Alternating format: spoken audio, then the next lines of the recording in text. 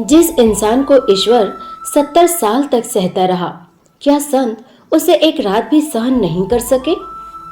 एक बार की बात है, हिमालय की तलहटी में बसे एक छोटे से आश्रम में एक महान संत अपने शिष्यों के साथ रहते थे।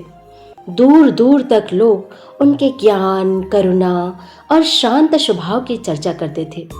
संत का जीवन अत्यंत सरल था। वे अपने शिष्यों के साथ गांव-गांव घूमकर लोगों को प्रेम, दया और सहनशीलता का पाठ पढ़ाते थे। एक दिन संत अपने शिष्यों के साथ लंबी यात्रा पर निकले। कई गांव में प्रवचन देते हुए वे आगे बढ़ते गए। दिन भर चलने के बाद शाम ढलने लगी। आकाश में सूरज की लालिमा फैल चुकी थी और धीरे धीरे अंधेरा उतर रहा था। सामने एक घना जंगल दिखाई दिया। जंगल इतना विशाल था कि उसे पार करने में पूरी रात लग सकती थी। इसलिए संत ने वहीं रुककर रात्रि विश्राम करने का निर्णय लिया। शिष्यों ने जल्दी जल्दी तंबू लगाए। कुछ लोग लकड़ियां इकट्ठे करने लगे तो कुछ भोजन की तैयारियों में लग गए। देखते ही देखते वहां छोटा सा पड़ाव बन गया। रात गहराने लगी। जंगल में झिंगुरों की आवाज गूंजने लगी और ठंडी ठंडी हवाएं बहने लगी। उसी समय एक वृद्ध आदमी वहां से गुजरता दिखाई दिया। उसके कपड़े फटे हुए थे, चेहरा थकान से भरा हुआ था और कदम लड़खड़ा रहे थे। ऐसा लग रहा था मानो वो कई दिनों से भटक रहा हो। वह धीरे धीरे संत के पास आया और विनम्र स्वर में बोला, महाराज, मैं थक गया हूँ। क्या आज रात मुझे यहाँ ठहरने की अनुमति मिल सकती है? सुबह होते ही मैं चला जाऊंगा। संत दयालु थे। उन्होंने तुरंत कहा, अवश्य, थके हुए यात्री की सहायता करना हमारा धर्म है। तुम यहाँ विश्राम कर सकते हो। वृद्ध व्यक्ति ने राहत की सांस ली। वह एक कोने में बैठ गया। थोड़ी देर बाद भोजन तैयार हुआ। संत और उनके शिष्यों ने उस वृद्ध को भी भोजन कराया। वृद्ध चुपचाप भोजन करता रहा। उसके चेहरे पर अजीब सी कठोरता थी। भोजन के बाद प्रार्थना का समय हुआ। सभी शिष्य एकत्र होकर ईश्वर का स्मरण करने लगे। वातावरण में मंत्रों की ध्वनि गूंज उठा। लेकिन वह वृद्ध व्यक्ति प्रार्थना में शामिल नहीं हुआ। वह चुपचाप बैठा सब देखता रहा। कुछ देर बाद वह अचानक हंस पड़ा और व्यंग भरे स्वर में बोला, तुम लोग किसकी प्रार्थना कर रहे हो? कहाँ है ईश्वर?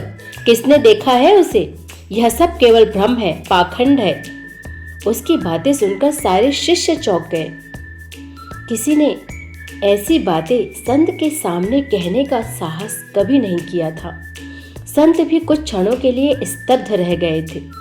उन्होंने शांत स्वर में कहा, भले आदमी, ऐसी बातें मत कहो। ईश्वर का अपमान मत करो। हर किसी की अपनी आस्था होती है। लेकिन वृद्ध व्यक्ति नहीं रुका। वह तीखे शब्दों में बोला, आस्था? यह सब लोगों को बहलाने के तरीके हैं। मैंने पूरी जिंदगी में कभी ईश्वर को नहीं देखा। अगर ईश्वर होता तो दुनिया में इतना दुख क्यों होता? अब संत का धैर्य टूटने लगा था। उनके शिष्यों के चेहरे पर भी क्रोध दिखाई देने लगा था। संत ने फिर समझाने की कोशिश की, लेकिन वृद्ध लगातार ईश्वर और धर्म का उपहास उड़ाता रहा। अंततः संत क्रोधित हो उठे। उन्होंने अपने शिष्यों से कहा, इस व्यक्ति को यहाँ से बाहर निकाल दो। मैं अपने आश्रम में ईश्वर का अपमान सहन नहीं कर सकता। वृद्ध घबरा गया। उसने हाथ जोड़कर कहा, महाराज, बाहर घना अंधेरा है। रात बहुत अंधेरी है। मैं बूढ़ा आदमी हूँ, कहाँ जाऊँगा? कृपा करके मुझे आज रात यहीं रुकने दीजिए। लेकिन संत का क्रोध शांत नहीं हुआ। उन्होंने कठोर स्वर में कहा, नहीं, जो व्यक्ति ईश्वर का अपमान करे उसे यहाँ रहने का अधिकार नहीं। बेचारा वृद्ध लड़खड़ाता हुआ अंधेरे जंगल की ओर चला गया। कुछ ही क्षणों में वह घने अंधकार में ओझल हो गया। धीरे धीरे रात और गहरी होती गई। सब लोग सोने चले गए, लेकिन संत के मन में अजीब सी बेचैनी थी। तभी अचानक उसके तंबू के भीतर एक दिव्य प्रकाश फैला। पूरा वातावरण सुगंध से भर गया। संत ने आंखें खोली तो देखा उनके सामने स्वयं ईश्वर खड़े हैं। संत तुरंत उठकर उनके चरणों में गिर पड़े। उन्होंने श्रद्धा से पूछा, प्रभु, आपके दर्शन का सौभाग्य कैसे मिला? ईश्वर ने गंभीर स्वर में कहा, मैं तुमसे एक बात पूछने आया हूं। यह क्या हुआ?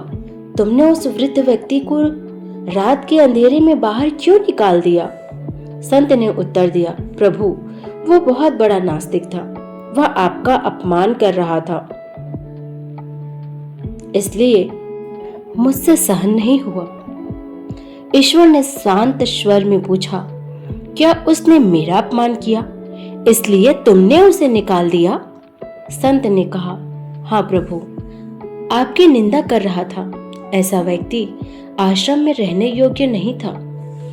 ईश्वर कुछ क्षण मौन रहे, फिर बोले, जिस व्यक्ति को मैं 70 वर्षों से सहन कर रहा हूं, क्या तुम उसे एक रात भी सहन ना कर सके? यह सुनते ही संत का सिर शर्म से झुक गया। ईश्वर आगे बोले, वह वृद्ध भटका हुआ था। उसके मन में दुख और कड़वाहट भरी थी। उसे दया और प्रेम की आवश्यकता थी, दंड की नहीं। यदि कोई अज्ञान में गलत बातें कहता है तो उसे समझाना चाहिए, न कि ठुकराना चाहिए। तुम दूसरों को सहनशीलता का उपदेश देते हो, लेकिन स्वयं परीक्षा आने पर असफल हो गए। संत की आंखों से आंसू बहने लगे। उन्हें अपनी गलती का एहसास हुआ।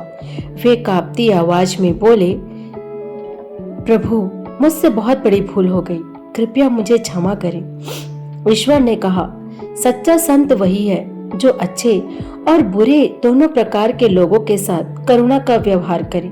याद रखो, प्रेम और धैर्य सबसे बड़ी साधना है। इतना कहकर ईश्वर अदृश्य हो गए। संत पूरी रात सो नहीं सके। सुबह होते ही वे अपने शिष्यों को लेकर उस वृद्ध व्यक्ति की खोज में निकल पड़े। काफी देर खोजने के बाद उन्हें वह वृद्ध जंगल के किनारे एक पेड़ के नीचे बैठा मिला। वह ठंड से कांप रहा था। संत उसके पास गए, उसके चरणों में झुक गए और बोले, मुझे क्षमा कर दीजिए, मैंने क्रोध में आकर आपके साथ बहुत गलत व्यवहार किया। वृद्ध व्यक्ति आश्चर्य से संत की ओर देखने लगा। संत ने उसे सम्मान पूर्वक वापस आश्रम में लाया, भोजन कराया और प्रेम से बातें की। उस दिन के बाद संत ने कभी किसी के साथ कठोर व्यवहार नहीं किया। उन्होंने अपने शिष्यों को भी सिखाया कि किसी भी व्यक्ति की बातों से नहीं, बल्कि उसके दुख को समझने की कोशिश करनी चाहिए, क्योंकि कभी कभी कठोर शब्दों के पीछे टूटा हुआ दिल छिपा होता है। इस कहानी से हमें यह शिक्षा मिलती है कि सहनशीलता, करुणा और प्रेम ही सच्चा धर्म है। दूसरों की गलतियों पर क्रोध करने के बजाय हमें उन्हें समझने और अपनाने का प्रयास करना चाहिए।